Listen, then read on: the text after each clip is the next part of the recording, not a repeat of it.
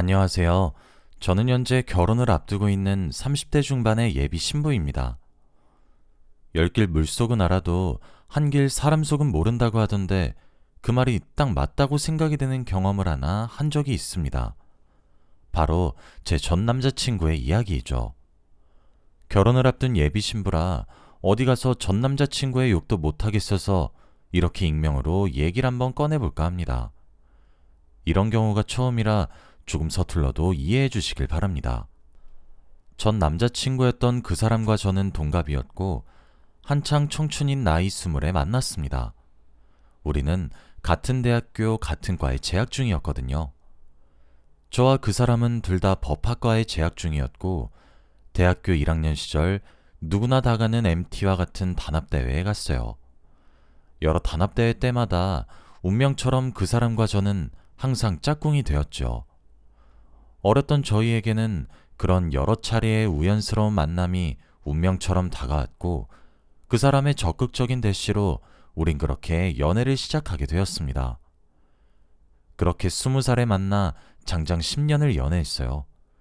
제일 예뻤던 제 청춘을 그 사람과 보냈었죠. 오래 만나기도 했고 정도 많이 들었기에 헤어지지도 못했어요. 그저 내가 미래에 함께할 사람이라고 생각했던 것 같습니다. 주위에서도 저희 커플을 굉장히 부러워했어요. 10년씩이나 만나기는 솔직히 드문 경우는 아니었으니까요. 당연히 저도 그 사람의 집에 찾아뵙기도 했고 각종 집안의 행사들도 챙겼어요. 그 사람의 부모님도 제게 며느리 또는 아가라고 부르며 반겨주셨어요. 그렇게 서로의 집을 오가며 참 예쁘게도 연애를 알콩달콩하게 했습니다. 그러다 그 사람이 느지막이 군대에 입대를 하게 되었고 저는 어차피 그 사람의 얼굴도 자주 못 보니 그냥 공부나 하자 싶어서 사법고시 준비를 정식으로 하기 시작했습니다. 그 사람이 군 생활을 하는 2년 내내 잠깐 나누는 통화와 가끔 나오는 휴가를 제외하고는 모든 시간을 공부에 쏟아냈어요. 고시 공부라는 것이 생각보다 참 쉽지 않았죠. 처음에는 제가 고시 공부에 들어간다고 하니까 진심으로 응원을 해주었습니다. 군대에 있는 도중 제가 공부한다고 연락도 잘 되지 않고 남들처럼 면회를 자주 가는 것도 아니어서 많이 섭섭해했지만 곧잘 이해해 주었죠. 하지만 2년이란 시간 동안 군대에 가 있는 동안 제가 고시에 합격하진 못했습니다. 그 사람은 그렇게 군대를 무사히 전역했고 전역 이후 고삐 풀린 망아지처럼 자유를 느끼며 살기 시작했어요. 그리고 저는 고시 공부에 몰두했습니다. 그때가 딱 그런 느낌이었어요. 조금만 더 하면 될 것 같은, 물병에 딱 한 컵의 물이 모자란 그런 느낌이요. 거의 접신을 하듯 미친 듯이 매달렸던 것 같아요.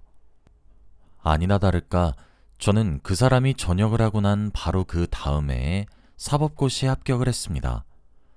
정말 하늘이 날아갈 듯 기뻤고 행복했어요. 그런 저를 보고 자극을 받았는지 저녁 이후 정신을 못 차리면서 놀더니 고시 공부를 하기 시작했어요. 그리고 저를 굉장히 부러워하기 시작했던 것 같습니다. 저는 그렇게 사법고시를 패스하고 난 이후 변호사라는 직업을 가지게 되었습니다.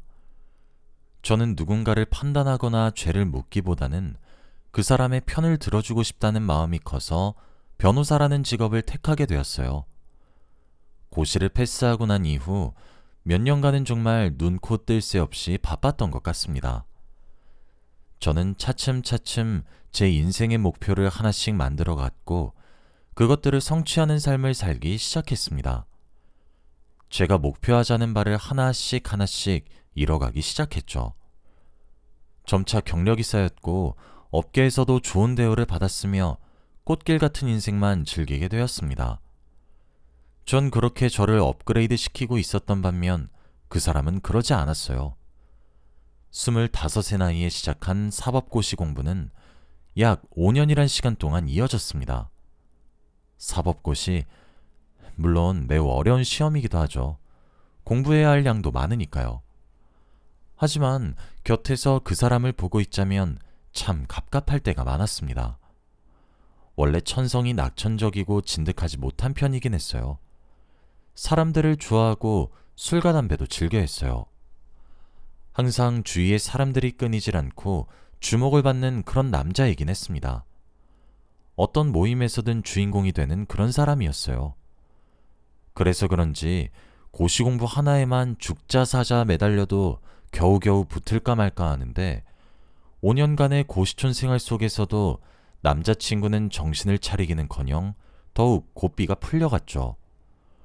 고시 공부를 하러 들어간 그 와중에도 그곳에서 스터디 모임이란 걸 하나 만들어서는 그 사람들과 공부하다 스트레스를 받았다며 술을 마시러 놀러 다녔고, 술을 마셨으니 당구도 빠질 수 없다며 늦은 새벽까지 놀기 시작했어요. 충명했던 20살의 모습은 어디 가고 나태해졌고 게을러진 모습만 남아있었죠. 그러는 와중에도 오랜 시간 동안 만난 탓인지 제게 당연하다는 듯 뒷바라지를 요구하기도 했습니다. 그리고 저는 아주 멍청하게도 그깟 정이 대체 뭐길래 5년이란 시간 동안 또 질질 끌려다니며 해줄 건 다 해줬어요. 그러다 제 나이 30을 앞둔 어느 날이었습니다. 저희가 만난 지 10년째가 되는 기념일이었죠. 제가 전문직에 종사하다 보니까 재정적인 어려움이 크게 오진 않았습니다. 그래서 그때도 제 돈으로 그 사람과 여행을 떠났던 것 같아요. 기념일에 기분 좋고 오붓하게 즐기자고 온 여행에서 하루 종일 힘들다 귀찮다 거리며 징징거리는 것도 모자라 입이 오리주둥이처럼 대빨 튀어나와 궁시렁거리는 그 사람을 보고 있으니 저도 사람인지라 화가 났고 짜증이 났어요. 여름이라 더운 것이겠지 하며 돌을 닦는 심정으로 아기를 어르고 달래듯 그렇게 그 사람을 달랬죠. 그날 저녁 바다를 보며 호텔 룸서비스로 시킨 와인을 마시며 시간을 보냈죠. 그런데 그 사람이 제게 결혼하자고 얘기를 꺼내더군요. 샤워를 해서 머리도 제대로 말리지 못한 몰골로 호텔 가운만 입은 그 차림새로 말이에요. 꽃다발도 반지도 없이 마트에서 이거 사자 하며 성의 없이 물건을 카트에 툭 던지듯 그렇게 말이에요. 분위기도 감동도 그 무엇도 준비되지 않은 그곳에서 전 최악의 프로포즈를 받았습니다. 그 사람의 집은 저희 집처럼 여유가 있지도 않았고 당장 그 사람도 말이 좋아 고시생이지 백수와 다름없으니 저도 많은 것을 크게 바라지도 않았습니다. 그런데 성의 없는 태도로 작은 꽃다발 하나 없이 결혼하자는 그 사람을 보고 있으니 정신이 차려지더군요. 돈이야 있다가도 없고 없다가도 있는 것이기도 하고 있는 사람이 더 부담하는 것이 맞으니 그 부분이 불만이란 생각은 없었습니다. 그런데 저도 인간이긴 해서 머릿속으로 샘을하게 되더군요. 당장 이 여행이 입고 온 그 사람의 옷, 신발, 액세서리 전부 제 돈으로 선물해 준 거였고 저희가 시간을 보내고 있는 이 호텔도 낮에 즐겼던 투어도 어느 것 하나 그 사람의 지갑에서 나온 것이 없더군요. 그러면서 머리를 말리면서 우물거리듯 내뱉는 말이 나 그냥 너랑 결혼하고 집에서 살림이나 살까 해. 고시 공부는 나랑 안 맞는 것 같아. 너무 어렵네. 지치기도 하고 그렇거든. 이 한마디였습니다. 기가 차서 아무 말도 못하고 있는 저를 보고 그 사람은 제가 너무 놀라서 할 말을 잃었다고 생각했는지 뭐야, 우리 자기 놀랐어? 라고 말을 하는데 그때 제 눈앞에 미래가 펼쳐지더라고요. 사실 지금 시댁이라 생각했기 때문에 그 사람의 부모님께 해다 바친 돈만 해도 당시 5천은 좋게 되었어요. 지금 생각해보면 그 사람의 부모님들도 제게 참 경우가 없죠. 아들내미의 여자친구인데 돈을 빌려달라고 하질 않나? 이거 사달라 저거 사달라 떼를 쓰질 않나? 명절이니 재산이 뭐니 하면서 결혼도 하지 않은 저를 갖다 불러내서 허드렛 일을 시키지를 않나? 그 철면피가 그대로 유전이라도 된 것인지 그 사람이 그들과 닮은 얼굴로 닮은 목소리로 제게 결혼을 하자며 논하기 시작하는데 어이가 없더라고요. 무슨 돈으로 결혼을 하자는 거야? 라는 제 말에 그 사람의 대답은 가관이었어요. 무슨 돈이 필요해? 그냥 자기가 살고 있는 집에 내 몸만 가면 되지 않아? 집도 있겠다, 차도 있겠다. 자기가 원래 쓰고 있던 가구도 사실 다 비싸고 좋은 것들이니까 새로 살 필요도 없고 라고 하더라고요. 돈이 없어 가난한 사람이 남자친구라면 전 괜찮아요. 제가 돈을 많이 벌면 되니까요. 일을 그만두고 집에서 살림을 보고 제게 가장의 역할을 맡기고 싶다고 해도 전 괜찮아요. 제가 그럴 만한 여유를 부릴 수 있기도 하고 가지고 있기도 하니까요. 그런데 그 사람의 태도에서 용서되지 않는 한 가지가 있었죠. 염치 없는 바로 그 태도 말이에요. 제가 남들에 비해 고소득인 직업에 속해 있어서 그렇지 저도 뼈 빠지게 일을 해서 돈을 벌어요. 그렇게 열심히 번 돈, 그동안 제 연인이어서 제 연인의 부모였기 때문에 뒷바라지를 했던 거였고 실제로 하나도 아깝지 않았습니다. 그런데 끝까지 장미꽃 한 송이 하나 준비 않을 정도로 프러포즈를 귀찮아하는 그 사람을 보고 있으니 제가 진짜 10년이란 세월 동안 뭘 했나 싶으면서 후회가 물밀듯이 몰려오더군요. 너무 서러워서 저도 모르게 눈물을 흘리고 있으니 그 사람은 제가 감동을 받아 우는 줄 알더라고요. 그 모습에 또 기가 찼습니다. 눈치 없이 고개만 갸웃거리는 그 사람의 얼굴을 보고 있으니 화낼 기운도 없더군요. 저는 아무런 대답도 않고 잠자리에 들었습니다. 사실 뜬 눈으로 밤을 지새운 것과 마찬가지였죠.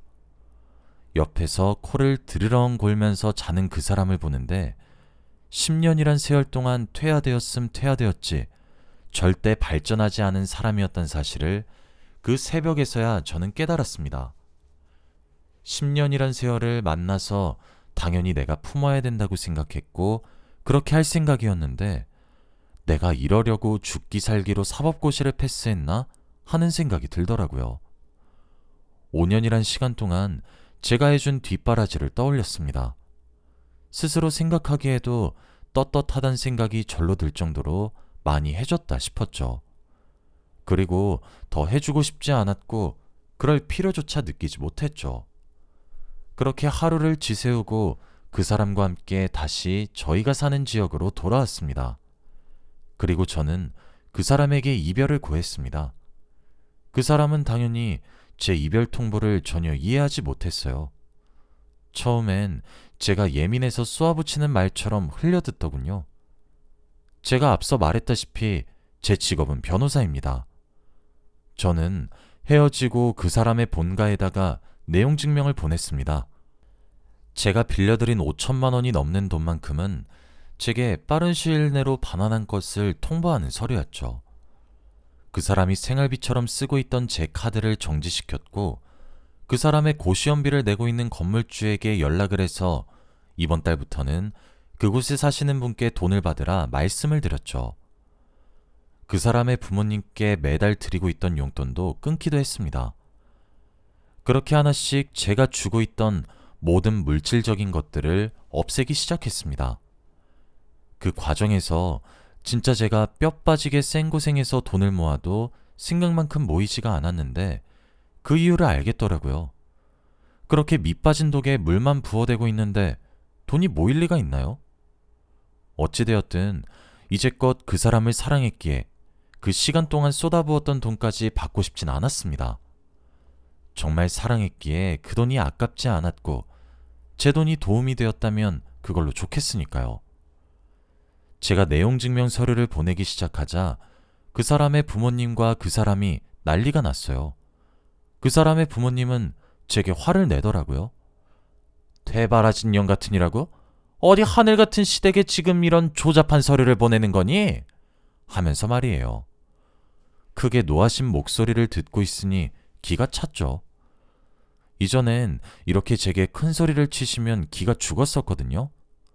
저는 예정을 봐서 시일이라도 주는 거라고, 내가 빌려준 돈 내가 받아내겠다는데 지금 큰 소리를 대체 왜 치냐고, 상황 파악이 제대로 되지 않는 것이냐고, 난 그 집안 아들과 헤어졌으니 당연히 나로 인해 누리는 모든 이득을 뱉어야 하지 않겠냐고 그렇게 처음으로 말대꾸를 했습니다.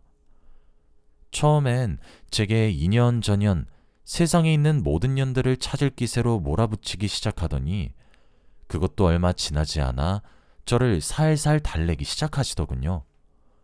그 사람도 제게 찰거머리 마냥 찰싹 붙어서 떨어지지 않으려고 했고 늘어지려고 수를 쓰기 시작했죠. 10년 전처럼 꽃을 사오기도 했고 제게 손편지를 적어 보내기도 하더라고요. 하긴 그것밖에 할 줄 몰랐던 거겠죠. 그런데 오히려 저는 그런 것들을 받으면 받을수록 정이 더 떨어졌어요. 그때 알겠더라고요. 이 사람은 할 줄 몰랐던 게 아니라 귀찮고 손이 많이 가서 하기 싫었던 거란 사실을 말이에요. 오히려 제게 매달리면 매달릴수록 저는 그 사람에게 한 톨의 미련의 감정조차 남지 않게 되었습니다. 저도 그간 최선을 다했으니 그 사람도 할 말이 없겠죠. 하루는 절 찾아와 묻더라고요. 자신은 여자 문제로 속을 썩인 적도 없고 저만 10년이란 세월 동안 바라보고 살았는데 자신에게 어떻게 이럴 수가 있는 거냐고 하면서 말이에요. 그것도 맞는 말이긴 하죠. 여자 문제로 속 썩인 적 단 한 번도 없었고 도박을 하지도 않았고 범죄를 저지르지도 않았죠. 그런데 사람과 사람이 헤어지는데 그런 거창한 이유가 꼭 필수적으로 필요한 것도 아니잖아요. 그렇게 죽기 살기로 매달리는 그 사람에게 저는 매정하게 이별을 고했습니다. 5년이란 시간 동안 바른 방향으로 틀기를 쪼우지도 않은 채 묵묵히 기다렸고 지연했다고 하지만 총기 어렸던 옛날 모습은 어디 가고 이제 온 가족이 모여서 내 등골에 빨대를 어떻게 꽂아야 잘 꽂는지 고민만 하는 꼴을 보고 내가 대체 왜 당신이란 사람을 만나야 되는지 모르겠다고 가난도 이해했고 게으름도 납득했지만 적어도 사람이라면 염치는 있어야 하는 것이 아니냐고 말이에요. 10년. 긴 세월 동안 만난 한 사람과의 관계를 정리하는데 저도 참 많이 씁쓸했습니다. 겹치는 지인들도 많고 제 청춘 시절을 그 사람과 함께 했던 것은 틀린 말이 아니니까요. 그렇게 그 사람과 겨우겨우 이별을 한 이후로 새로운 사람을 만나게 되었습니다. 그리고 그 사람이 지금 제 예비 신랑이죠. 제가 지금은 제 이름으로 된 변호사 사무실을 차렸지만 처음엔 저도 어느 로펌에 취직을 했었어요. 제 사무실을 열기 위해 미천을 모아야 했거든요. 그때 그 대형 로펌에서 만난 사람이에요. 제게 일적으로든 사적으로든 참 좋은 영향만 주던 사람이었죠. 당연히 제 연애사도 잘 알고 있고 말이에요. 제가 길었던 연애를 종료하고 많이 힘들고 지쳤을 때도 제 걱정만 해줄 정도로 마음도 참 따뜻한 사람이죠. 제가 부담을 느낄까 싶어서 아주 조심스럽게 제게 다가와 주었어요. 일적으로만 도움받던 사이에서 사적인 일까지 참 많은 위로를 받다 보니 저도 지금 제 예비 신랑에게 호감을 느끼게 되기도 했고 그렇게 저와의 관계가 천천히 발전되어 갔습니다. 예비 신랑과 정식 교제를 하던 그날 우린 호텔 라운지에서 스테이크를 썰었어요. 저희가 연인이 된 첫날을 기념하면서 말이에요. 헤어진 그 사람과는 김밥 천국에 들어가서 돈가스나 썰어본 것이 다였는데 지금 예비 신랑을 만나니 제가 받는 대접이 달라지더군요. 그 사람과 비교될 수밖에 없었던 것이 예비 신랑도 그리고 그의 부모님도 참 경우 있으신 분이셨고 예의도 바르셨죠. 그렇게 약 1년이란 시간 만에 저희는 정식으로 교제를 시작했고 그 이후 2년 정도를 더 만났습니다. 그리고 2달 정도 뒤 저는 제 예비 신랑과의 결혼이 예정되어 있었습니다. 하루는 예비 신랑에게 내가 10년이란 시간 동안 교제한 사람이 있다는 사실이 거북하지 않느냐 물었었는데 오히려 그렇게 진득한 모습이 매력으로 다가온다고 예쁘게 말해주더군요. 여전히 헤어진 그 사람에게는 구질구질한 연락이 종종 오곤 합니다.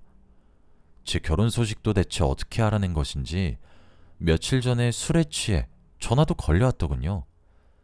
제가 그 사람의 인생을 망치는 것은 아닌가 하는 생각도 요샌 들곤 합니다.